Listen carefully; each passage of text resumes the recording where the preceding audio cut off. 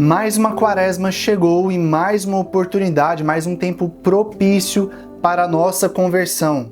Certamente daqui até o final da quaresma você vai ouvir como música de entrada na Santa Missa, aos domingos e durante a semana, se você for, aquela famosa música.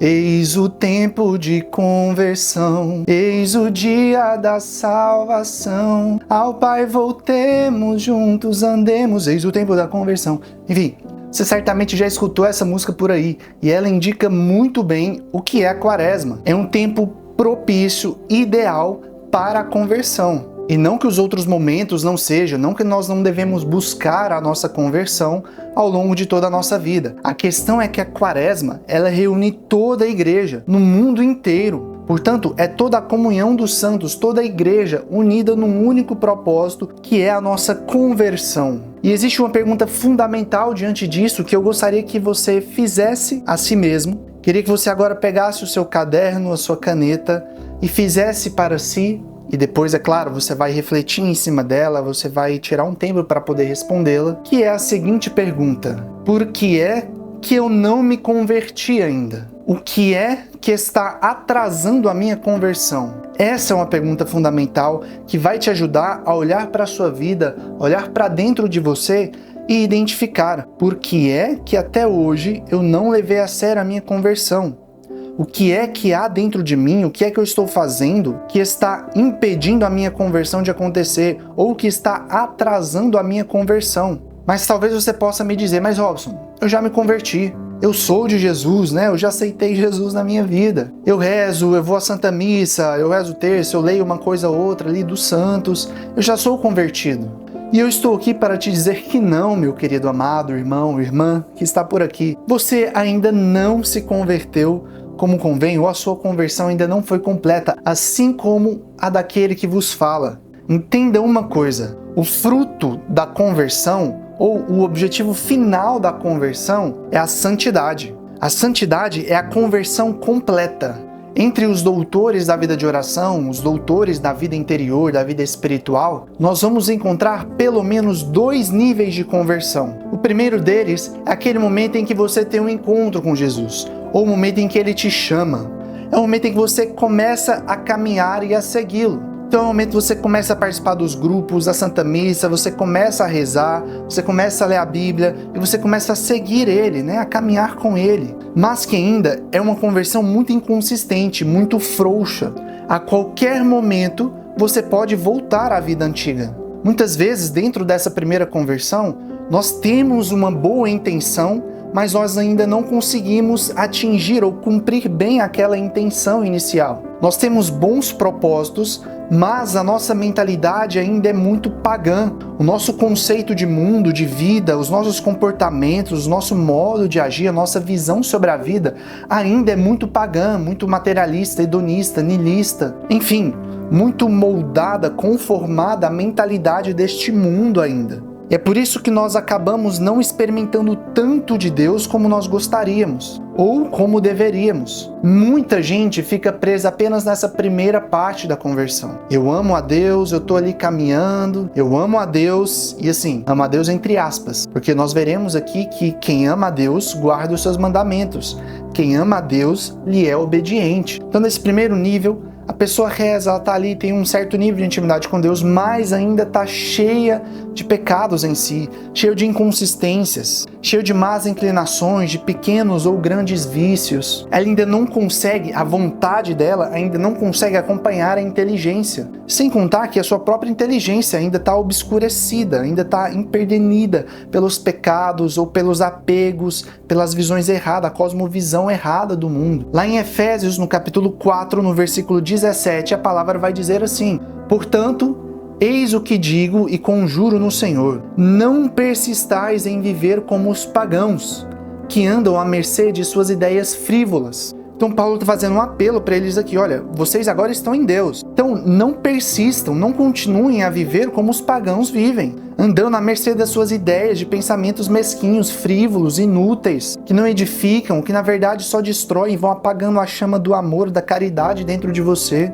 E ele continua: tem o entendimento obscurecido, sua ignorância e endurecimento do seu coração mantém-nos afastados da vida de Deus. Olha isso.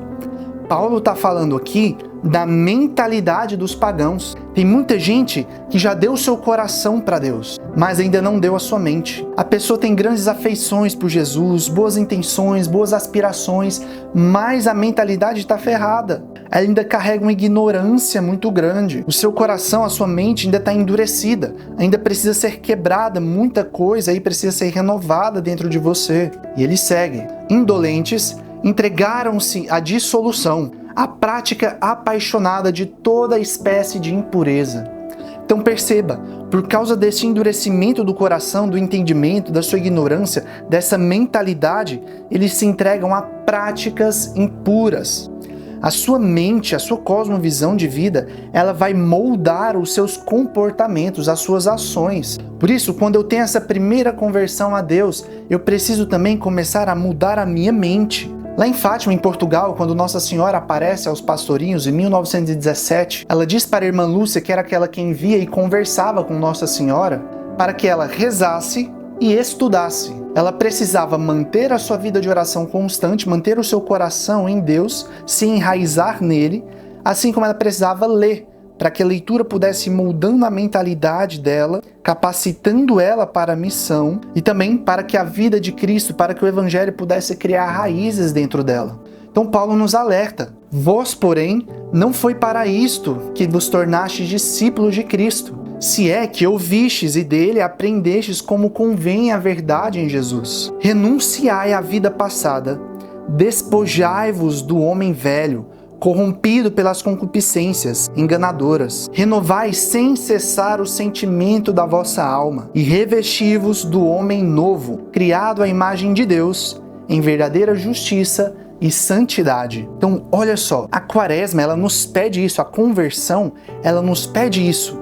Essa mudança de mentalidade, por isso que Romanos 2:1 vai dizer: não vos conformeis com este mundo, mas transformai-vos pela renovação da vossa mente. É por isso que Romanos 12:1 e 2 vai dizer: não vos conformeis com este mundo, mas transformai-vos pela renovação da vossa mente. Fazendo isso, eu vou estar exercitando duas coisas: um despojar do homem velho e um revestir-se do novo homem, da santidade de Deus. Eu falei para vocês que a conversão, o fruto final dela é a santidade. E para alcançar a santidade, são necessárias essas duas ações: despojar-me do homem velho e abraçar-me, revestir-me do homem novo. E como é que eu faço isso, Robson? Como é que isso pode acontecer dentro de mim na prática? Bom, meus amigos, vocês devem saber que a igreja não faz nada meia boca. Ela não faz nada porque estava ali cansada, estava meio assim, sem nada o que fazer. Fala, vamos criar um trem aqui, vamos criar. Ela não cria as coisas assim do nada. Ela é extremamente sábia e é guiada pelo Espírito Santo. O lugar ordinário em que o Espírito Santo fala e age é através da igreja. Portanto, ela sabiamente nos traz as 3 práticas que nós exercitamos dentro da quaresma, que é a oração, o jejum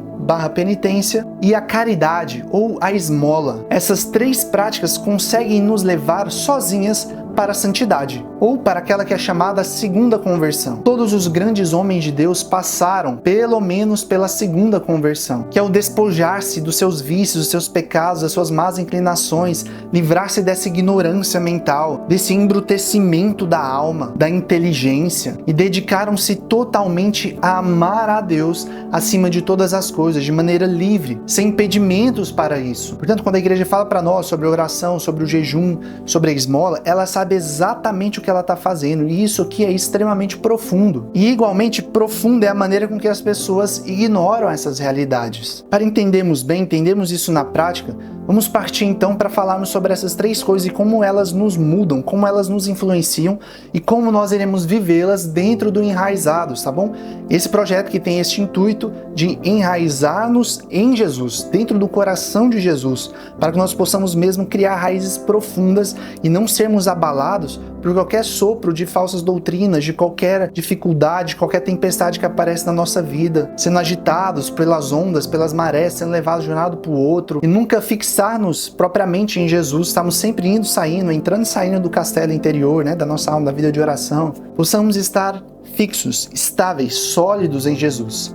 e permitir ao mesmo tempo que a palavra dele, que a verdade dele possa ir entrando em mim, criando raízes em mim, modificando o meu caráter, modificando o meu comportamento, modificando a minha visão de mundo, a minha mentalidade, para que essa transformação, essa renovação da mente de que nos fala Romanos, aconteça efetivamente e permaneça em nós. Comecemos então pela oração. Como é que ela pode me ajudar neste processo de despojar-me do homem velho e revestir-me do homem novo, de transformar a minha mentalidade, o meu coração, os meus atos? E bom, elas te ajudam em simplesmente tudo isso. A oração é simplesmente perfeita. Ela é simplesmente o centro e a vida do cristão. A oração é a vida da alma. Sem oração não há o que se falar em vida espiritual, não há o que se falar em ser cristão, em ser católico. Não há o que se falar em amar a Deus, em amor à verdade, em amor a Deus, em amor às coisas do alto. Se você não reza, você não ama. Não dá absolutamente para você ignorar a oração. A oração é mais fundamental do que a água que você bebe todos os dias, mais fundamental do que a comida que você come todos os dias. Ela é literalmente a vida do seu espírito, da sua alma. Não dá para você negligenciar a sua vida de oração. Ela deve ser inegociável. O seu momento com Deus, a sua vida de oração deve ser inegociável. Ela é mais importante que o seu trabalho, mais importante do que qualquer coisa. Por isso, reserve um tempo, programe um tempo para que você possa rezar e rezar bem. E de modo especial, dentro do Enraizados, o nosso modo de oração será especialmente, não só, mas especialmente a Lectio Divina. Nós iremos trabalhar e exercitar a leitura orante da Palavra de Deus, das Sagradas Escrituras. E é exatamente aqui que ela pode nos ajudar em todo esse processo que eu tenho dito para vocês. Porque a meditação, ela é um nível mais elevado de oração. E entenda, a meditação cristã, ela não é como os outros tipos de meditação que você encontra por aí. A meditação cristã busca um encontro. Ela te esvazia das coisas que te impedem de estar naquele encontro. Um encontro com quem? Com o Verbo Divino, com a Palavra de Deus, o próprio Cristo. Então, a meditação cristã, ela busca, a partir de uma leitura de um livro espiritual, ou como na Lectio Divina, na leitura das Sagradas Escrituras, te levar a um encontro com Jesus, com o Verbo. Você vai estar lendo aquelas palavras que estão ali nas Sagradas Escrituras, que te serão dadas, que te serão propostas, e a partir delas você vai ser levado a conhecer verdades que estão escondidas ali. E a meditação, ela tem um incrível poder de acender em nós as 3 virtudes teologais que são fundamentais para a nossa santidade: a fé, a esperança e a caridade, especialmente a esperança. Perceba o poder que a meditação tem. E não se preocupem, nós teremos uma aula aqui, uma formação apenas sobre a Lectio Divina, como fazê-la bem. Vamos entender o que ela é, como aprofundarmos nela, como fazê-la também na prática. Então não se preocupa com isso. O que eu quero que você saiba agora é que a meditação que está dentro da Lectio Divina, ela transforma absurdamente o seu interior. A meditação é a chama da caridade nos nossos corações. Ela é o que mantém viva a esperança em nós e que revela para nós as verdades escondidas da fé. Revela para nós a voz de Deus. A meditação permite que Deus fale ao nosso coração, alimente a nossa alma, o nosso espírito. É a partir da meditação que tudo se faz novo, que tudo transforma dentro de nós, porque é Deus falando comigo. São as verdades dele sendo inseridas dentro de mim, da minha mentalidade. Isso vai reprogramando toda a minha mente, que consequentemente muda todo o meu comportamento. Então a Lectio Divina, que será diária para nós, que será o nosso meio de oração, ela é extremamente poderosa. E no nosso caso, nós teremos semanas separadas, semanas que nós iremos meditar um tema específico. E dentro desses temas, onde nós teremos as nossas formações, nós teremos então as sugestões para que você medite, você faça a sua Lectio Divina dentro do tema daquela semana. Então, por exemplo, nessa semana nós entraremos na semana do Filho Amado. Nós iremos viver e experimentar o amor de Deus. Teremos uma formação sobre isso e a nossa Lectio será baseada em passagens das Sagradas Escrituras que remetem ao amor de Deus, para que essa chama da caridade divina possa nos alcançar, para que o amor de Deus possa verdadeiramente penetrar no mais íntimo do nosso coração e ir nos transformando. Em uma outra semana, teremos a semana da purificação.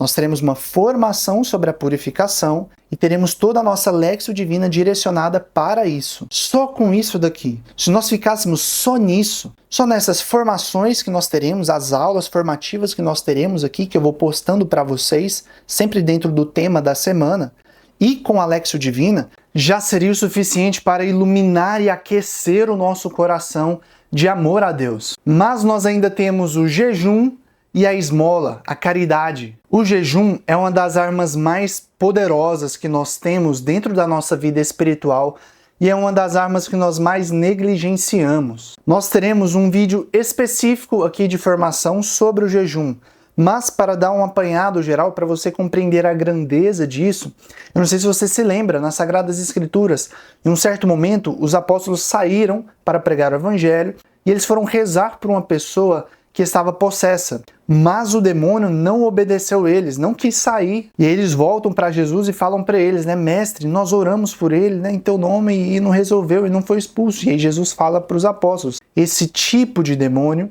só sai na força do jejum. O jejum é extremamente poderoso para a nossa vida espiritual, tanto na luta contra o demônio, contra o mal, contra o pecado, como também para a nossa vida interior, para a nossa intimidade com Deus, a nossa rendição diante do senhorio de Jesus nas nossas vidas. O jejum traz uma docilidade para a nossa alma, as coisas espirituais. Ele faz com que os nossos ouvidos espirituais estejam mais aguçados à voz de Deus. Os nossos olhos consigam penetrar a alma das pessoas e ver não só as aparências. Ele deixa o nosso espírito fortalecido contra as tentações. Afinal, o jejum nos ajuda a termos a virtude do autodomínio, que é pré-requisito, inclusive, para a castidade. Ele nos ajuda demais na luta contra os pecados da carne. O jejum é um grande auxiliador nesse autodomínio, no controle dos meus desejos, das minhas vontades, o que faz com que eu me torne senhor de mim, dono de mim, e não escravo dos meus desejos, das minhas paixões. Com isso,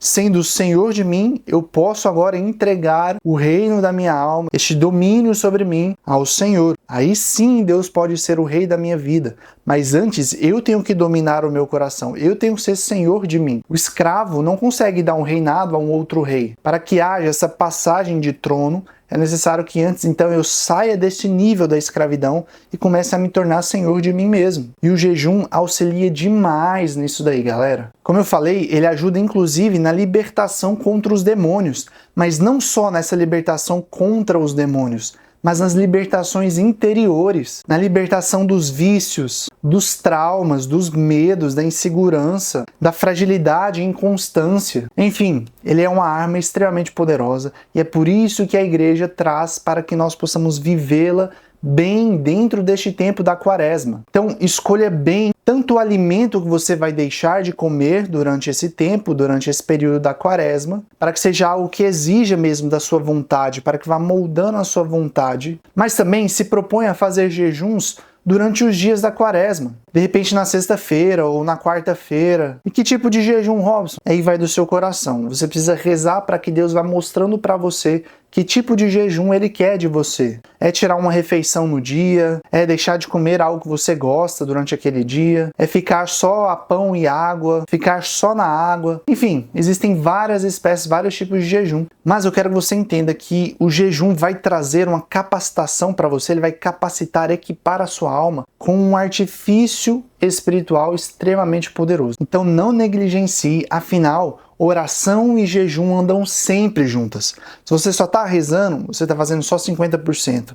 Você precisa do jejum junto. Ele vai potencializar muito a sua oração. Lembre-se disso, oração e jejum andam sempre juntas, especialmente para aqueles que querem ser mais de Deus. E por fim, nós temos a esmola ou a caridade. E aqui é brilhante o fato da igreja pensar nisso. É claro, esses são os conselhos evangélicos, né? São chamados conselhos evangélicos porque são os conselhos que os evangelhos nos trazem para aquilo que nós devemos viver enquanto cristãos. Um cristão, ele é reconhecido pela sua vida de oração, pela prática do jejum e da penitência e da esmola, da caridade com que ele exerce para com o próximo. A esmola nos tira de dentro de nós mesmos, ela nos arranca do nosso egoísmo, do nosso eu, vai nos libertando do orgulho, da soberba, da vaidade, tira o nosso olhar exacerbado para o nosso eu, para as nossas misérias ou para as nossas qualidades demais, a exaltação delas, e faz com que nós olhemos para fora. E olhemos para o outro com um olhar de misericórdia, com um olhar de amor, não com um olhar de julgamento, mas de alguém que sabe que Cristo sofre no outro. Cristo habita